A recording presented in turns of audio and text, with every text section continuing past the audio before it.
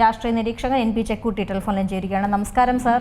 എല്ലാവരും ചോദിക്കുകയും social media ഉൾപ്പെടെയുള്ള ചോദ്യങ്ങൾ ഒരൊറ്റ ചോദ്യമാണ്: ആരാകും കേരളത്തിന്റെ മുഖ്യമന്ത്രി എന്നുള്ളത്? ആ ഒരു പ്രഖ്യാപനം നമ്മൾ എന്നത്തേക്ക് പ്രതീക്ഷിക്കണം?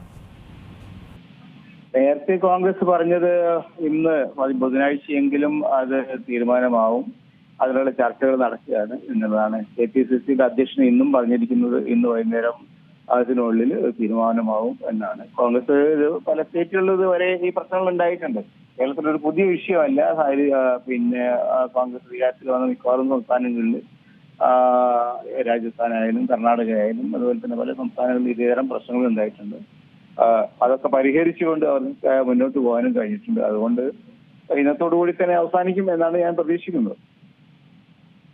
ഈ പറഞ്ഞതുപോലെ ഇതൊരു നേരത്തെ ഈ പറഞ്ഞതുപോലെ ഈ മുഖ്യമന്ത്രി പ്രഖ്യാപനം അത് ഈ 10 ദിവസം പിന്നിട്ടിരിക്കുന്നു, ഇനിയും മുഖ്യമന്ത്രി പ്രഖ്യാപിച്ചിട്ടില്ല എന്നുള്ളത് ഒരു ഭാഗത്തുണ്ട്.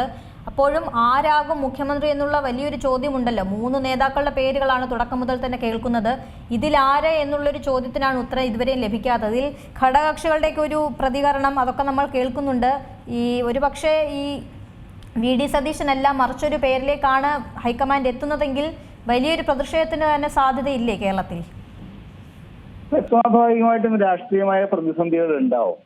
കാരണം 2-3 പ്രശ്നങ്ങളുണ്ട്. ഒന്ന്, എന്തുകൊണ്ടാണ് VD സതീശൻ അല്ല വേറെ ഒരാളിലേക്കാണ് പിന്നെ ഈ സാധ്യത പോകുന്നതെങ്കിൽ, ഉദാഹരണത്തിന് KC വേണുഗോപാലിലേക്കാണ് പോകുന്നതെങ്കിൽ എന്തുകൊണ്ട് KC വേണുഗോപാൽ സതീശനേക്കാൾ സ്വീകാര്യനായി എന്നൊരു ചോദ്യം ഉദിക്കും.